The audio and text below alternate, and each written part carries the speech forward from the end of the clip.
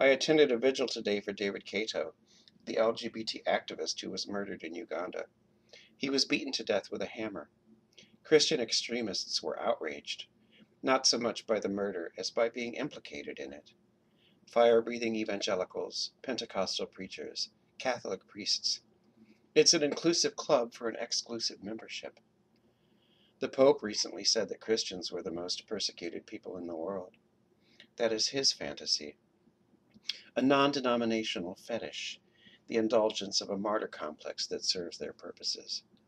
They say our equality violates their religious freedoms.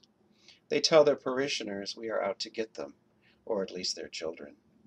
They use words like bashing, Catholic bashing, Christian bashing, with no sense of irony. I doubt anyone could tell you the last time someone was beaten to death in the United States for being a Christian, but it allows them a convenient moral equivalence. Killing a gay man with a hammer or cutting the throat of a transgender woman is somehow parallel to objecting to the political activism of churches. They get criticized and call it bashing. We get bashed and call it murder. Violence against us is a continuum. It has on one extreme the end of a claw hammer, a pool cue, a baseball bat, a knife, and on the other end it has the psychological violence that is committed against us on a daily basis.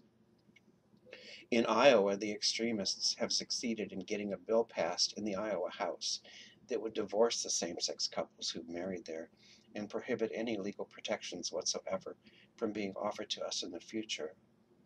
Not even something as tepid as domestic partnerships is acceptable to them, yet they deny hating us.